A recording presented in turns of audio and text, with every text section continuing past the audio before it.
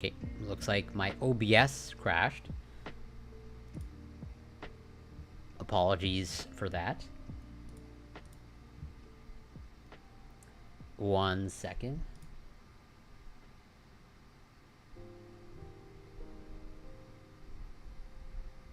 All right, should be back. Sorry about that. I have no idea why my OBS crashed.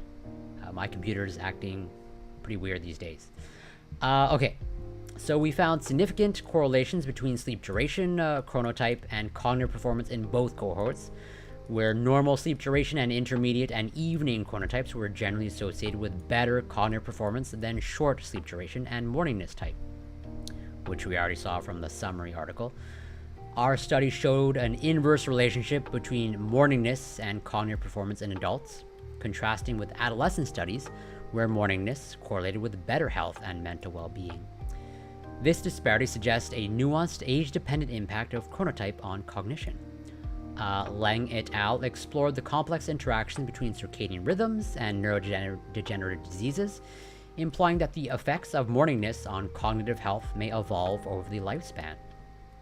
In older adults, morningness might not confer the same cognitive advantages as those seen in younger populations, possibly reflecting age-related changes in circadian mechanisms and their influence on cognitive functions. Notably, our strongest predictors of cognitive functioning also pertain to sleep duration. This aligns with previous studies, which underscored the importance of adequate sleep duration and regular sleep patterns for optimal cognitive functioning. On the other end of the sleep duration spectrum, our results indicate that long sleep is a significant negative predictor for cognitive performance, consistent with prior research suggesting a U-shaped relationship between sleep duration and cognitive impairment.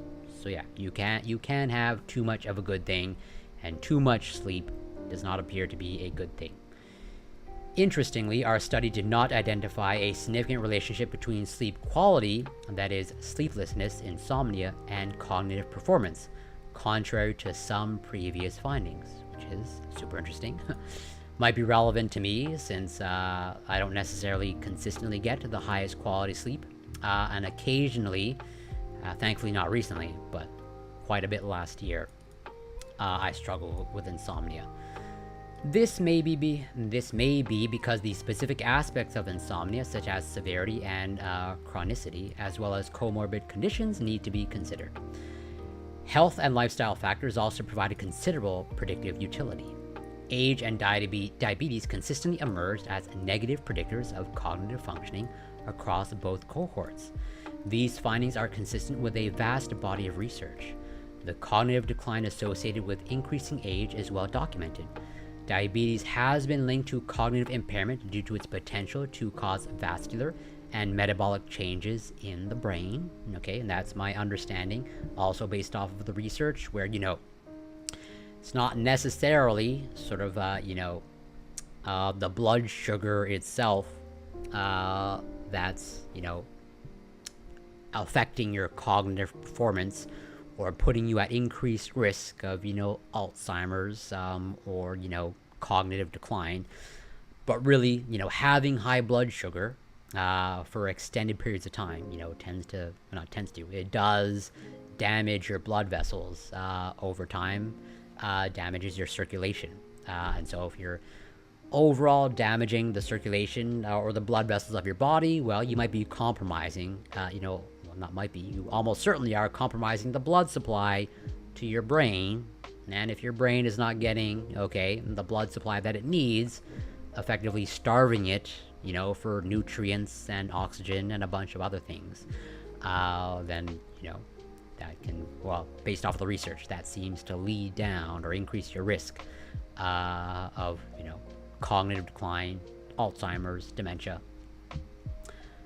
So despite our findings being significant only in cohort 1, coronary heart disease and hypertension have been associated with an increased risk of cognitive decline. Gender differences were evident, with women in both cohorts scoring lower on cognitive tests than men, which, I think that also replicates previous research, at least when it comes to, overall risk for Alzheimer's, and I believe dementia. where I think, generally speaking, on average, women are like, I think, 2 or 3 or 4 times at greater risk of developing Alzheimer's, dementia, or experiencing cognitive decline. But this finding contradicts previous research suggesting that women might outperform men in specific cognitive tasks. However, the interpretation of this finding should be cautious, considering the complexities of gender differences in cognition, which may be modulated by a myriad of genetic, hormonal, and societal factors. So the relationship between cognitive function and lifestyle factors such as alcohol consumption and smoking prove complex.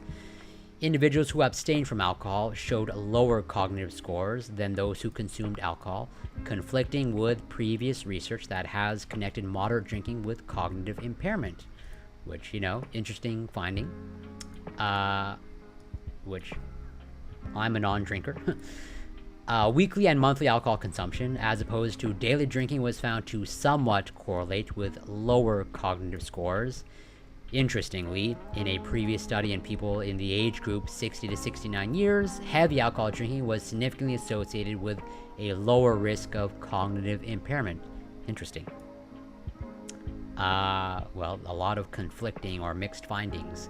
It depends on how you slice it. Of which age group, how much is it?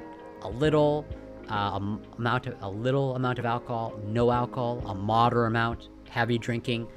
It seems like, it's highly nuanced in terms of the effect of alcohol on cognitive performance as you age. Conversely, among individuals aged 70 and above, heavy alcohol drinking was associated with a higher risk of cognitive impairment. This emphasizes the complex relationship between alcohol consumption and cognitive function, which may vary across different age groups and consumption patterns. Similarly, current smoking in cohort 1 is linked with lower cognitive performance, while ex-smokers in cohort 2 outperformed never smokers, suggesting a smoker's paradox where former smokers perform better at cognitive tests. Interesting. Which, there might be some sort of moderate effect of nicotine. Our study uses the extensive UK Biobank dataset to explore the complex interplay between sleep, lifestyle factors, and cognitive performance.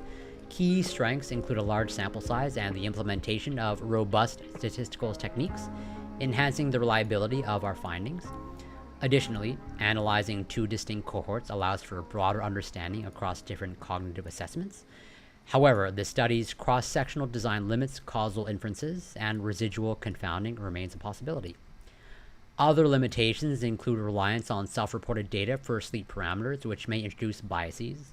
Again, they were asking the people, how much sleep they got, how they think the quality of their sleep was, what they thought their chronotype was, whether they were a night owl or whether they were a morning person. The study does not adjust for educational attainment, a factor potentially influential on cognitive performance and sleep patterns due to incomplete data. Studies link depression and social isolation to an increased risk of cognitive decline, and physical activity to a reduced risk of age-related cognitive decline. However, these parameters were not included to adjust the data related to the primary objective of our study, which is the main limitation. This was purely due to the fact that the UK Biobank dataset does not all contain physical and social activity of all participants. Nevertheless, the covariates analyzed in our study are consistent across similar studies. Furthermore, the exclusion of unclear chronotype responses and the absence of time of day control for cognitive assessments may affect the generalizability and interpretation of our results. Finally, geographical factors and demographics of the UK Biobank's population may restrict the wider applicability of our findings. To enhance future research, it would be beneficial to include more diverse populations from different databases or geographical locations. Incorporating objective sleep measures would also provide a more accurate assessment of sleep parameters and their impact on cognitive performance. So, conclusion. Our study underscores the multifaceted link between sleep parameters, health, and lifestyle in cognitive performance, where sleep duration and chronotypes are strong predictors of cognitive performance in our study population. Being a woman, increasing age, and having a diagnosis of angina, high blood pressure, and diabetes also worsen cognitive performance, while alcohol and smoking have a more complex relationship. Our findings highlight the need for a deeper exploration into these correlations, providing a foundation for tailored interventions to combat cognitive decline.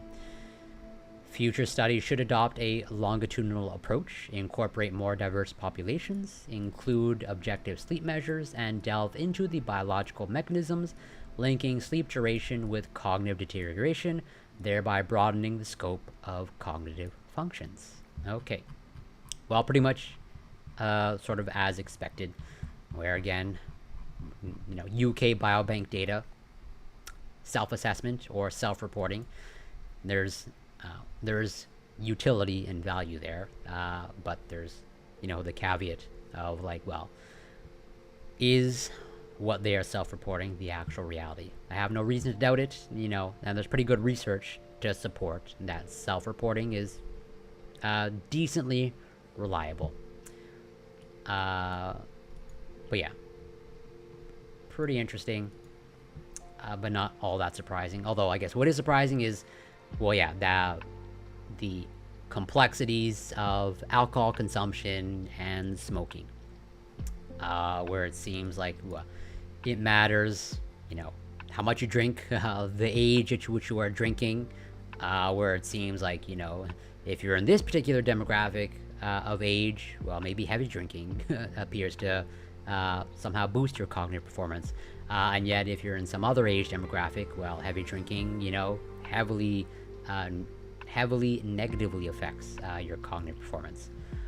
And yeah, with smoking, where I think, as they explicitly mentioned, former smokers appeared to outperform the non-smokers.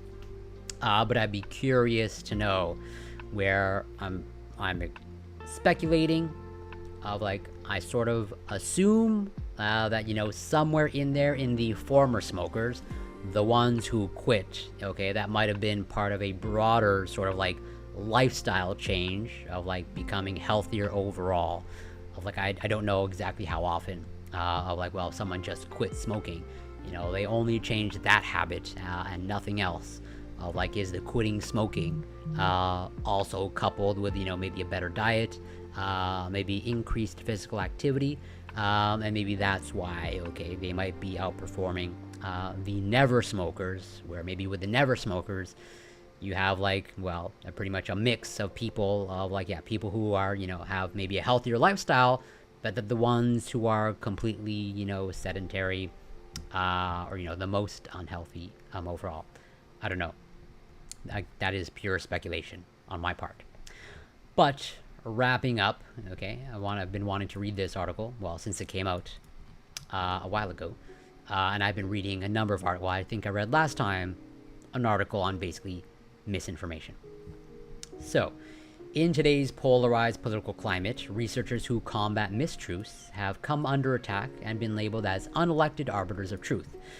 But the fight against misinformation is valid, warranted, and urgently required. So, around 4 billion people have the opportunity to cast their votes in a series of major elections this year. However, the threat to democratic integrity posed by misinformation and disinformation looms large. An effective democracy relies on evidence-based discourse and informed citizens. And Moon, welcome, or welcome back. Great to see you. Good point. Also, could former smoker be selecting winners, since smokers would have... yeah, that's true. That's also a good point. Where, again, really nuanced conversation. But again, I'm only speculating. But I can imagine, okay, whether it's true or not, I have absolutely no idea. But I can imagine that, the former smokers, okay, there might be a disproportionate representation of people that have incorporated broader health reforms and not just quitting smoking. As a never smoker, okay, I have no idea how often it is of like when someone quits smoking, they just quit, okay, and do nothing else, okay. The most I have to go on is like, my grandfather, who was like a drinker and a smoker, they're the example of like arguably like the most unhealthy. Well, my grandfather has, since passed away, but like they were a smoker. They were a smoker of both cigars and cigarettes. They were a drinker as well. But yeah, for him specifically, like, yeah, him quitting smoking was absolutely not part of a broader lifestyle change. It was more like, oh, I've had a major health crisis, okay, like a heart attack, so I gotta quit smoking cigarettes. And then, whatever, I had another major health event, so now I gotta, quit cigars. And then another one, well, maybe I gotta, cut down or cut out the drinking. But yeah, there might be some sort of cohort in there of the former smokers that have overall broader lifestyle, healthier lifestyle changes. But an effective democracy relies on evidence-based discourse and informed citizens.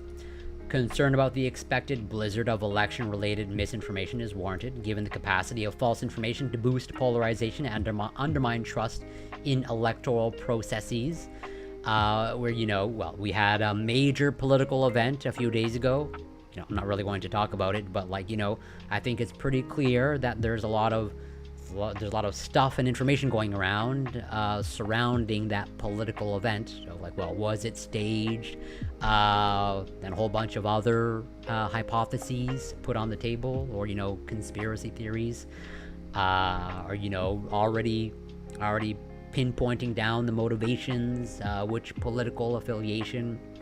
I have not researched pretty much at all the topic, so I'm not going to give any opinion whatsoever. I'm just reporting what I observe on social media of many people claiming with a high degree of certainty of I know it was staged, and I know that they were part of this political affiliation, or I know that whatever, pick your hypothesis, which is pretty bizarre. But specifically, there is widespread worry about malign influence on voters, be it through conventional propaganda, including warmongering and xenophobic disinformation, unsubstantiated claims about candidates, or AI-generated deepfakes and digitally altered visual media. Anti-democratic agents might also attack the electoral process directly, as was, for instance, seen in Spain in July last year, when malicious foreign actors set up an imitation of the regional government of Madrid's website just before an election to falsely claim that terrorists planned to attack polling stations. Wow, I had no idea about this. Several mechanisms to protect the public against misinformation exist, from general educational interventions to specific attempts to counter misleading messages with evidence-based campaigns. But the deployment of these mechanisms requires the resolution of three issues by scholars and practitioners: recognition of the seriousness of the problem, acceptance that classifying information as false or misleading is often warranted, and an assurance that interventions against misinformation uphold democratic principles, including freedom of expression. As misinformation researchers, we have witnessed an undermining of all of these preconditions over the past few years. With the rise of populist political movements, along with a general attitude of suspicion towards experts in some communities, misinformation researchers like climate scientists and public health authorities before them have at times been portrayed as unelected arbiters of truth and subjected to harsh criticism, which we have totally seen over and over when it comes to, as they say, climate change and climate experts, and vaccines, and vaccine experts. Which, again, one of the reasons why I'm, doing the biochemistry stuff for the biochemistry lectures is to hopefully, at least provide some sort of foundational knowledge about, biochemistry, biology, so that at least it's somewhere out there that someone wants to learn, and hopefully it's beneficial when you hear some other people talking about, the biology of vaccines or whatever, the biology of whatever. Some critics, even in the scholarly community, have claimed that concerns related to the spread of misinformation reflect a type of moral panic. They think that the threat has been overblown, that classifying information as false is generally problematic because the truth is difficult to determine, and that countermeasures might violate democratic principles because people have a right to believe and express what they want. This trend must be reversed because it is based on selective reading of the available evidence. We encourage researchers all over the world to redouble their efforts to combat misinformation, and we offer evidence to show that the deployment of countermeasures is valid and warranted. The Holocaust did happen under the title of Why Truth Matters. COVID-19 vaccines have saved millions of lives, which, again, there's just more and more research coming out to replicate this finding. There was no widespread fraud in the 2020 US presidential election. The evidence for each of these facts has been established beyond reasonable doubt, but false beliefs on each of these topics remain widespread. For example, a survey in July 2023 found that almost 40% of the US public and almost 70% of Republicans negated the legitimacy of the 2020 presidential election outcome, which, in about 4 months, we have another presidential election, which, depending on how it pounds out, could be headed to disaster. These beliefs have real-world consequences, such as hate campaigns that target poll workers and their families. We argue that acquiescence in the face of widespread misinformation and dismissal of the prospect that information can ever be confidently classified as true or false are morally troubling choices. The fact that veracity is often conceptualized better as a continuum than as a dichotomy, and that some claims cannot be unambiguously classified as true or false, must not detract from the reality that there are many incontrovertible historical and scientific facts. The interplay between evidence-based reasoning and disinformation cannot be illustrated better than with scientifically informed issues, in which disinformation is often organized rather than haphazard, and historians, including some of us, have carefully examined how evidence is accumulated and knowledge is formed. Scientific knowledge cannot be understood as absolute, but this does not imply that scientific findings are arbitrary or unreliable, or that there are no valid standards for adjudicating scientific claims. One moment. Similar standards exist for domains outside science, in which knowledge can be accumulated through processes such as investigative journalism, legal proceedings, corporate investigations, and formal public inquiries. A blanket reluctance to assign labels of credibility to information is therefore unwarranted, despite the real difficulties that can sometimes arise with classifying information as true or false, especially in real time. The promotion of opinions that go against expert consensus is often done by individuals who present themselves as heroic rebels, but in many instances in which an expert consensus is questioned, there is evidence that the opposing arguments are untenable or deny fundamental knowledge and are driven by political or ideological motivations. Which is that's what I observe, and over here, as in, I occasionally attend Twitter Spaces, specifically Twitter Spaces, where vaccine debates are happening. And those who are the vaccine hesitant, they seem to not only deny this fundamental knowledge, but they also seem to be severely lacking in it. But they don't want to, they always want to pivot away from some of the fundamentals. The idea that misinformation cannot be reliably identified is often accompanied by claims that it is premature to conclude that there is a problem, and therefore premature to act. This argument is familiar. It was used in the decades-long campaigns led by the tobacco and fossil fuel industries to delay regulation and mitigative action. However, there is sufficient firmly established scientific knowledge to warrant both concern about misinformation and widespread deployment of countermeasures. For example, researchers know that false and misleading claims are believed more when they are repeated and can have measurable impacts on beliefs, attitudes, and behaviors, both directly and indirectly, by shaping ideological narratives, and that corrections and fact checks are only partially effective, even when people have no motivation to cling to a false piece of information. Communicators also have access to a number of tools that are able to protect people against being misinformed or misled. If the objective falsity of a claim is known and the misinformation has already been communicated, fact-checking and refuting a specific claim retroactively or debunking is the intervention of choice. However, it requires the targeted misinformation to be identifiable and falsifiable, which limits scalability. By definition, the intervention is also reactive rather than proactive.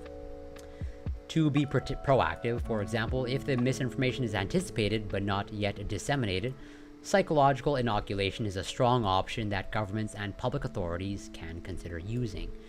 Inoculation involves a forewarning and a preemptive correction or pre-bunking, and it can be fact-based or logic-based.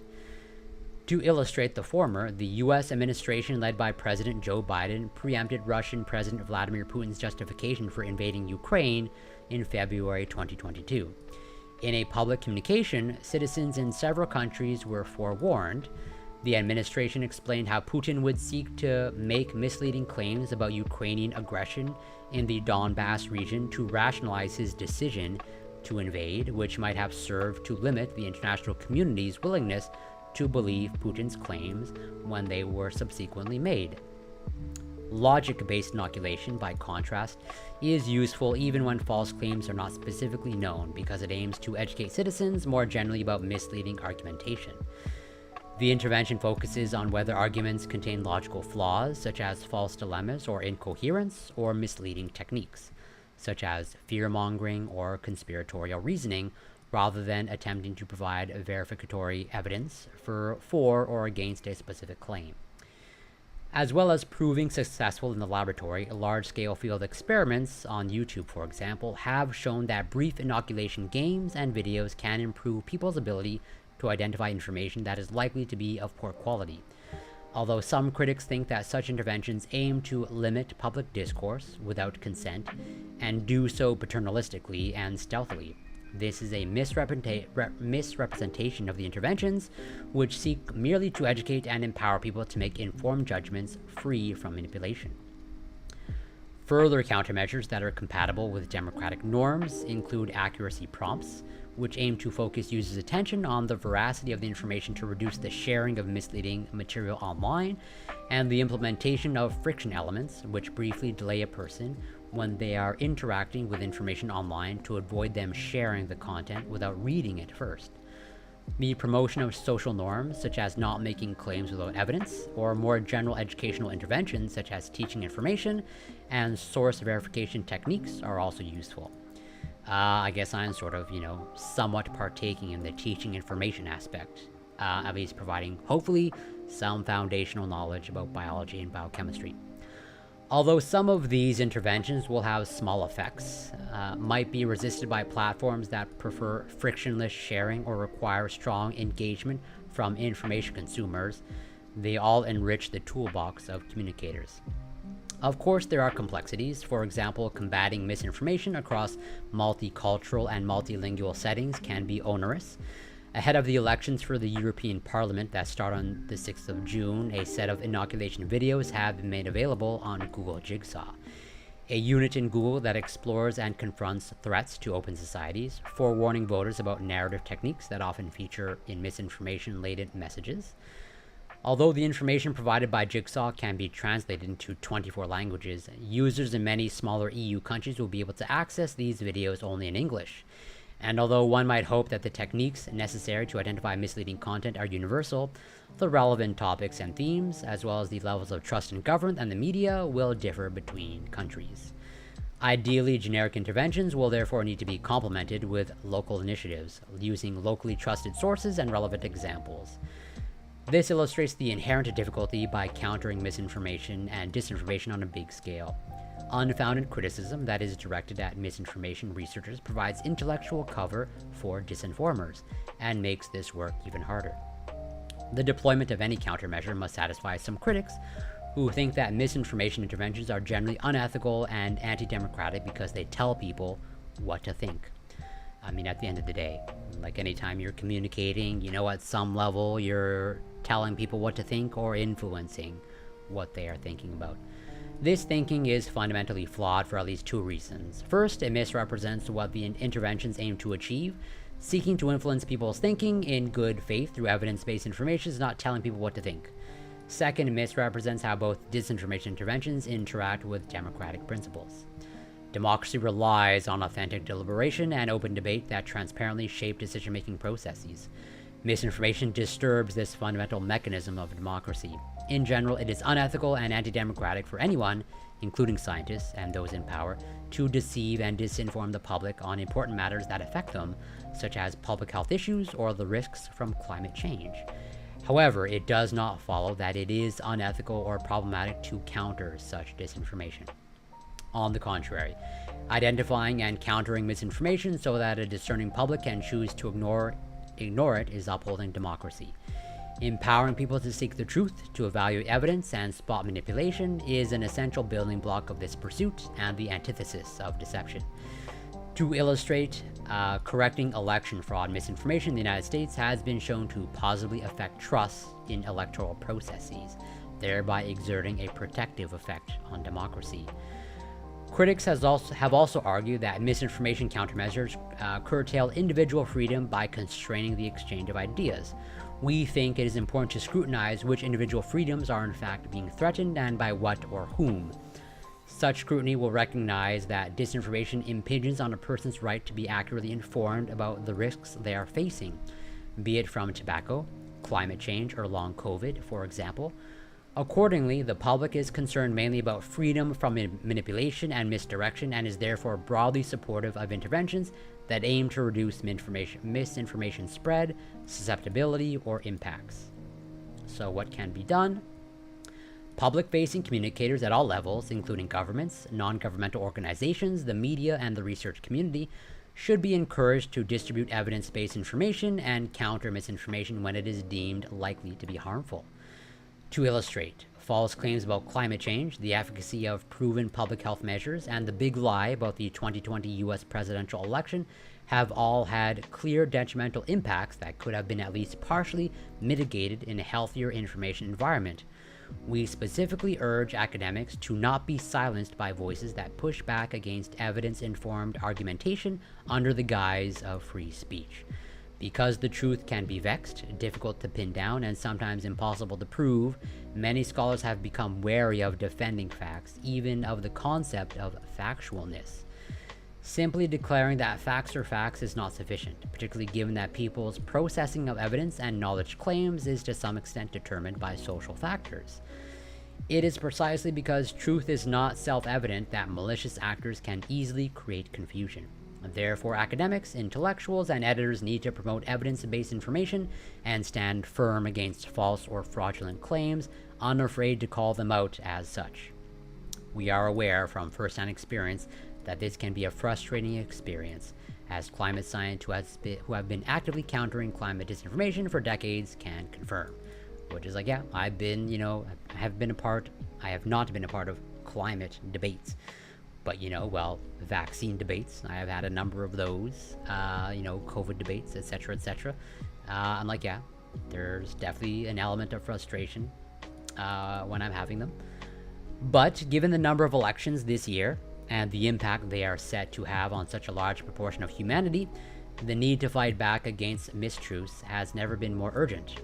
Not every claim can be unambiguously classified as true or false, but many can be. Not all misleading claims are harmful, but many are. If scholarly debate ignores this body of evidence, it might inadvertently play into the hands of malicious agents with anti-democratic and anti-scientific agendas. These actors will welcome academic disputes about the existence of ground truths and the ethical justification of interventions as they pursue ideologically motivated goals. Again, pretty much, I think one of the main messages is it's in the best interests of the malicious or bad actors to to come to the conclusion that there is no truth. If you deny that there are facts, well, that opens the door for these malicious actors or these bad actors. Crucially, efforts to keep public discourse grounded in evidence will not only help to protect citizens from manipulation and the formation of false beliefs, but also safeguard democracy more generally. Governments have access to a sufficient array of research-informed tools to make a difference. Policymakers and elected officials can do their part by listening more keenly to the evidence. Online platforms can also contribute to this endeavor, either voluntarily or in response to regulatory pressures, such as the EU's Digital Services Act, which regulates online platforms to prevent the spread of disinformation. The time to act is now. Good article. I definitely appreciate, taking a firm stance of no, we as scientists, we need to hold firm, generally speaking, that there are facts, Okay, not everything, okay, can be established as truth, and definitely is sometimes difficult to establish a truth, but there are some established truths, and we should hold fast to those, and be evidence-based, and be prepared, as academics and researchers, to like defend them, to be more outspoken. I'm in Jacanadar Painting, welcome. Great to see you. Good to see you as well. It's going pretty well. I'm covering this article here about wrapped up this article on misinformation earlier in the stream. So I have started a lecture series on biochemistry.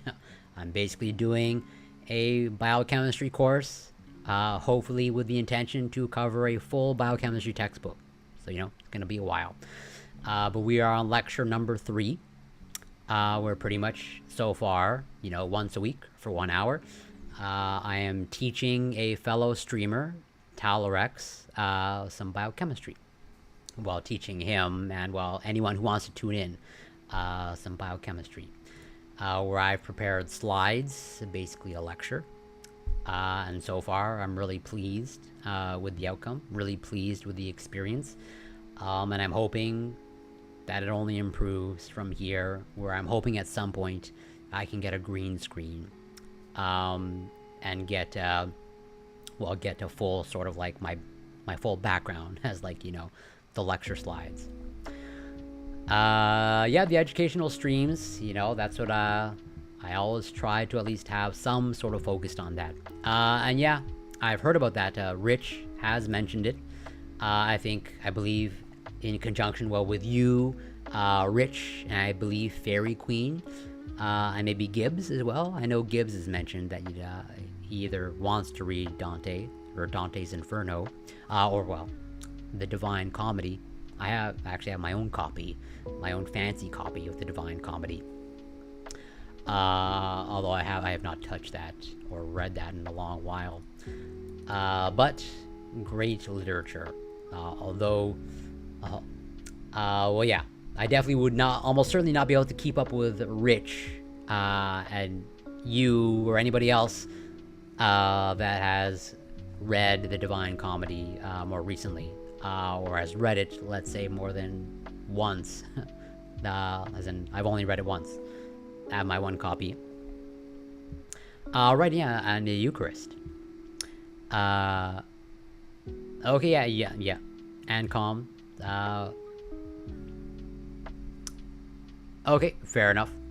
I think, it's summer, so she might be traveling and all that stuff. I'm sure she's busy. But I do know that FQ is, their main expertise is literature, so I have no doubt that they have way more expertise on the Divine Comedy than I do. But I should probably give it another read, since, I'm under no delusion that me reading it once means that I fully understand it or appreciate it. Pretty much, I have no problem admitting that one of the reasons why, I bought a fancy copy and read it, is because of the movie 7. The movie 7 with Brad Pitt and Morgan Freeman. Which is one of my favorite movies, 7. And the movie 7 references, the Divine Comedy in Dante, and, purgatory, and whatever, the levels of hell. And so I was like, I'll read it. I don't necessarily want to, denigrate Gibbs. I'm on panels with them. I respect them. They're definitely entertaining. They have their own positions, which I respect. I vehemently disagree with. I think they're totally, in the wrong. And I think there's some of their stances, especially when it comes to, policing the border, are unethical and immoral. But I gotta be respectful. Okay, fair enough. I have one of his but even then, okay, I got to respect his positions. And I know that he has his own copy of the Divine Comedy. I'm sure he'd have his own interesting interpretation of the Divine Comedy. I'd be very curious and probably entertained by his interpretation of the Divine Comedy. But you know, he's a character, put it that way. Well, yeah, I cannot get away from my Canadian roots. Absolutely not. And yeah, absolutely, you know, even though Spacey is, you know, well, let's just say he appears to have some major issues, even though I believe, you know, he was never formally convicted.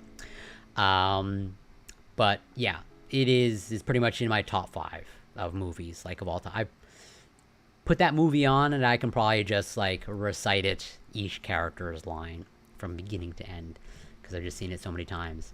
And even though, okay, even though I'm an eternal optimist, maybe a naive optimist, and I always try to look on the bright side, that movie is a dark movie.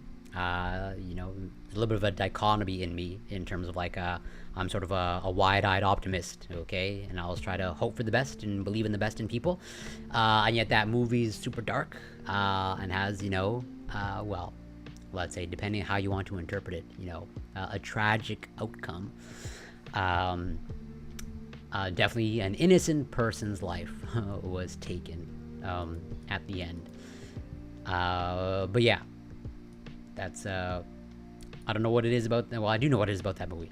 Well, David Fincher is one of my favorite directors, just his overall style. Anything he films, like, I don't know what it is about his style, but it just reels his aesthetic and all that stuff, and just his overall dark tone in movies just really appeals to me. From, well, obviously Seven, from Zodiac, also a great movie tone-wise, Fight Club, even Alien 3, although, you know, again, many people understandably hate Alien 3. Panic Room, love Panic Room, even though it's a super simple movie. Yeah, exactly, can't get your money back, unfortunately. But yeah, it's just whatever it is. Oh, and what's that other one with Ben Affleck? Gone Girl, also Gone Girl. Again, really dark movie. For some people, or for some men, their worst nightmare coming true. But for whatever reason, I just like the way he films things, and some of the dark themes that he contends with. But yeah, we were covering this today as well, or we did cover this. Some research showing that maybe some night owls, although it seems to be isolated to an older population, I think between the ages of like 50 to like 80. If you're a night owl, it seems like, for whatever reason, they don't know why, you have better cognitive function. We went through a little bit of the research. But yeah, I'm trying to get back into a regular routine of streaming, where so far I have my at least once a week biochemistry lecture that, again, I hope to cover basically a full biochemistry textbook, although we're working with the 8th edition. This is the 7th edition that I have. That's what I use to learn the vast majority of my biochemistry, at least the textbook stuff. Obviously, I learned a bunch of biochemistry doing, you know, research and lab research and all that stuff. But the in-classroom learning, pretty much, you know, that was my Bible, so to speak. And I think it's a great biochemistry textbook, but I'm biased, since that's what I was taught on. And yeah, I'm hoping pretty much to get back into streaming, both on, well, definitely going to stick to Wednesdays, since that's what I've committed to. Yeah, no, I've checked it. Well, so we're the most recent version of this textbook, I believe, is the 9th edition, maybe 10th. But we are the one that I'm using for the biochemistry lecture series, well, the textbook that I aim to cover from beginning to end, is the 8th edition. The reason why, well, actually, I can show you the reason why, because I have the textbooks in PDF form. Do-do-do.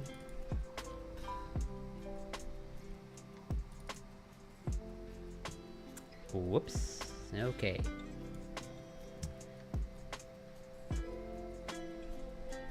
Let me just... Okay. So yeah, this is the 8th edition. Pretty much, well, the exact same textbook that I physically have a copy of, just the 8th edition instead of the 7th.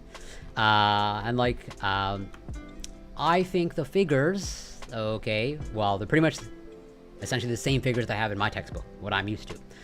Okay, and I believe they're currently on like the 8th, or not the 9th or 10th edition, or something like that. And I got the recent edition, and like they totally revamped. Let's see if I can maybe get an example of maybe, I think they're all nice figures, but let's say an example of like sort of a something about what I'm talking about, like, you know, something like that, sort of a fairly simple figures, although I don't expect anybody to understand what's going on here except for maybe myself. But if I compare like something like this and like this aesthetic, which I'm used to, and then the newest edition, I believe.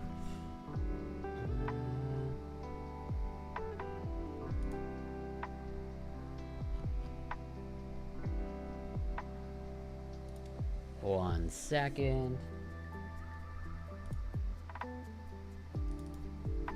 Yeah, which I believe is this one. Yeah, the 9th edition. Like they just totally like revamped their like aesthetic. And page layout. Like, yeah, this figure, such a bad, in my opinion, okay, I'm not the authority on these things, but, you know, based off of what they're describing here, okay, well, yeah, exactly. Like, this is just a really bad way to depict it. It's almost too simplified, in my opinion, where it's like, yeah, it does look like circuits. As opposed to, okay, like, well, showing things like, obviously, again, I don't expect you, but like, yeah, you know, showing, you know, the more detailed stuff. Again, I'm biased, I'm just used to this aesthetic, okay? Like, this pretty much is the exact same aesthetic, okay, of the 7th edition. But then, like, yeah, this edition, which is the 9th edition, okay, they just, like, totally revamped it, like, from top to bottom. It was not like this iterative thing. It's just, like, totally different. And maybe it's better. I don't know. Maybe students prefer this.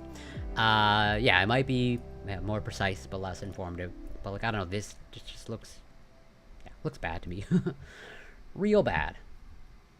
So that's why I went with this 8th edition, even though they're at the 9th edition.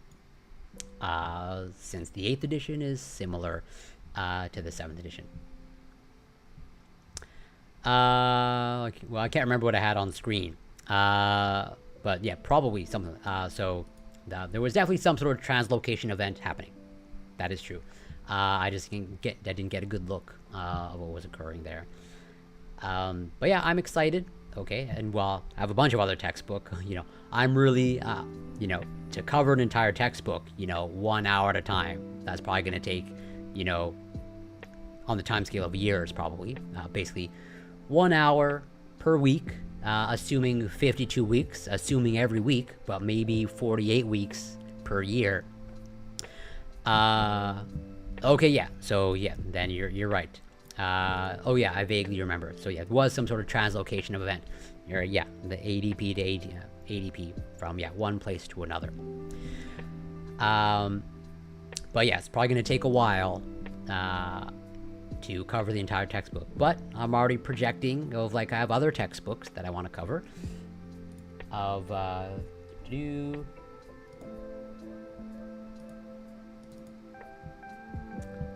have... Let's see if it opens. Maybe it's frozen. No.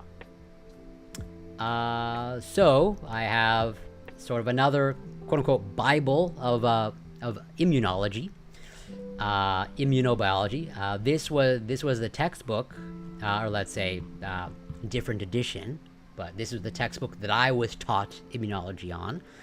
But again, okay, I have a physical copy of this textbook. They're at the 9th edition. I was probably taught on like the 7th edition, 6th edition.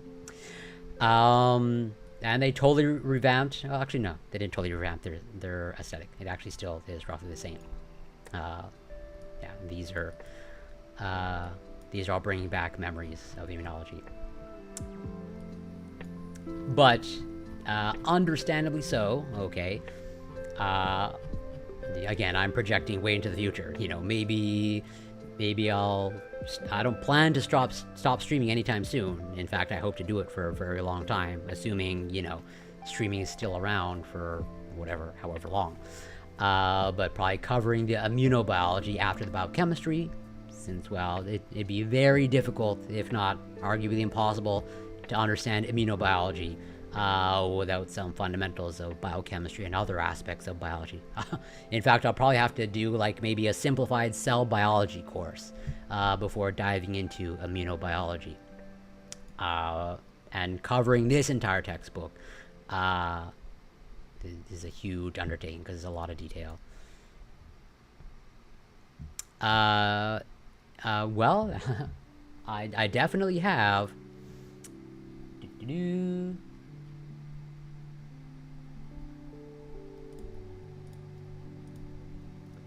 See if I can find it.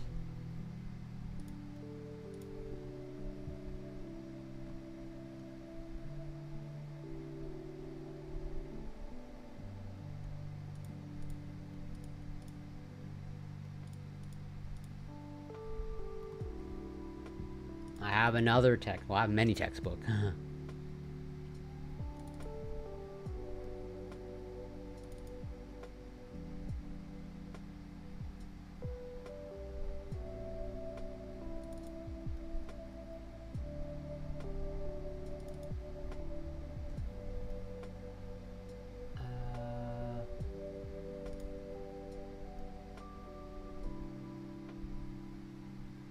I don't know where it went. Well, basically, I have a developmental biology textbook somewhere in my library of textbooks that is pretty extensive. Well, I have a physical copy of a development because I've taken it. Not that I'm an expert on developmental biology. You know, there's a reason why I didn't go to developmental biology, because that's it's a whole other level of complexity. Maybe just I'm too stupid for that. But the level of detail there is like mind-blowing to me. But since I tutor now, you know, I tutored someone for developmental biology recently. So I've had to refresh some of my developmental biology. But yeah, where did that textbook go?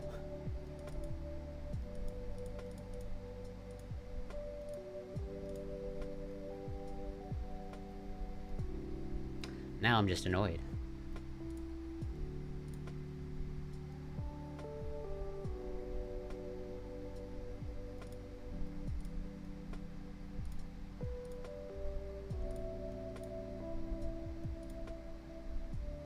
Well, whatever. I'll let it go. Huh. But I do want to find that textbook then. That's weird. But no. I have plans. Okay. And yeah, well, so I mean, so if you have an interest in evolution, I can maybe, since, well, even though I'm covering biochemistry, okay, I gave a primer on some chemistry basics, okay, as in it's only recently, as in pretty much like today, I would say we started on, you know, strictly speaking, some biochemistry stuff, basically covering DNA. And some of the fundamentals of DNA. In the past 2 weeks, okay, pretty much week 1, okay, I started with some chemistry fundamentals, as in understandably, you have to understand some chemistry fundamentals to understand biochemistry. And then last week, okay, we went through some biology fundamentals, because if you want to understand biochemistry, you need some fundamentals of chemistry and fundamentals of biology. But we didn't do any real dive on evolution. Obviously, I mentioned it. Obviously, I mentioned some of the fundamentals of evolution, but we haven't really covered it in any real detail. But you know, I should and want to. And I'll probably prepare some slides at some point. And I would totally hit you up. Maybe I will prepare a totally separate stream for evolution and covering the fundamentals of evolution. I mean, at the end of the day, okay, it's going to come up in the biochemistry stuff, because as we're going to see as we progress, as I've mentioned many times, okay, we're going to be looking at metabolic processes. We're going to be looking at, you know, molecular machinery, you know, inside, you know, the cell. And a lot of the machinery, a lot of the metabolic processes that you see in humans, you pretty much see the exact same thing in bacteria. Or, you know, it's what we say evolutionarily conserved. Of like, oh, you know, humans have this metabolic process of like, you know, this 12-step metabolic process of like, oh, this is how humans break down, you know, the sugar glucose in this, you know, 10-step process. And then you go to bacteria and you look at them and say, well, how do bacteria, you know, metabolize and break down the sugar glucose? And oh, it's the exact same 10-step process. Is that just a coincidence? And then like, oh, you know, we're now in the age, we've been for a while, of like, well, we can now take human genetic information, okay? We do this routinely now, of like taking a sequence of DNA, human genetic information, okay? We put it in E. coli, okay? A totally, you know, an evolutionarily distant species, okay? A multicellular eukaryotic organism, their genetic information. We put it in a single-cell prokaryotic organism, and the E. coli bacteria read the human genetic information just fine. It's the same sequence of A's, T's, C's, and G's that we covered today on the fundamentals of DNA. So definitely at some level, we're going to be covering evolution when it comes to biochemistry. It's just not going to look like, you know, evolution by natural selection, speciation, you know, populations, blah, blah, blah, all that stuff. It's going to look like at the molecular level, like what does evolution look like? So that's pretty much essentially what I had prepared for today. Essentially got through everything that I want to get through. And so, yeah, as mentioned, trying to get back into the routine of streaming. So far, you know, I've committed to every Wednesdays doing the biochemistry lecture. But I'm hoping starting this Sunday, I can get back to also my research streams. But as mentioned, okay, my grandmother is in the hospital recovering from a fall. And so I'm taking care of her, or playing a part along with other family members in taking care of her and helping her recover. Because our grandmother is a very important person in the family. I would not be here without my grandmother. And my grandmother has done a lot for me that I can't begin to repay. But like, yeah, I definitely want to do my part in helping my grandmother get better. Rather than any tax on return, so look odd to anyone. Yeah, that is totally fair and correct. So let's see if I can find someone to raid. And thank you everyone for passing by. Jack, always a pleasure. Great to see you. And Moon, thank you so much for passing by. And Wildcat, and Bob Marley, and Orange Hue, and anybody else that I forgot, I apologize. But let's see who I can raid. One moment.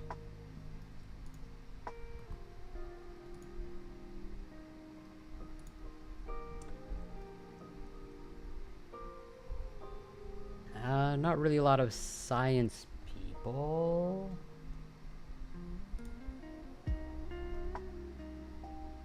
Oh no, Moohoodles is live.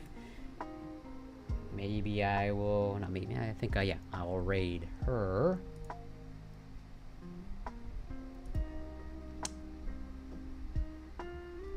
Oh, and Kitty, I apologize. I don't know why I didn't see your message in the restream.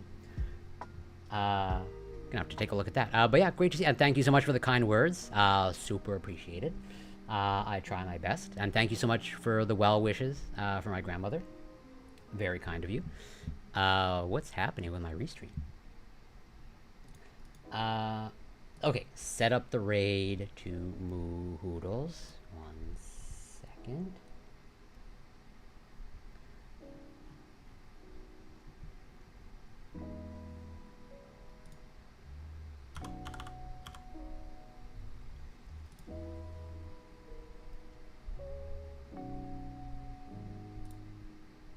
Okay, well, yeah. Thank you everyone for passing by. Super appreciated. Again, getting back into the swing of things of streaming. Be patient with me. But yeah, we are going to raid Moohoodles, a science streamer. Okay, they cover astrobiology. Okay, and they have a great stream. Super informative.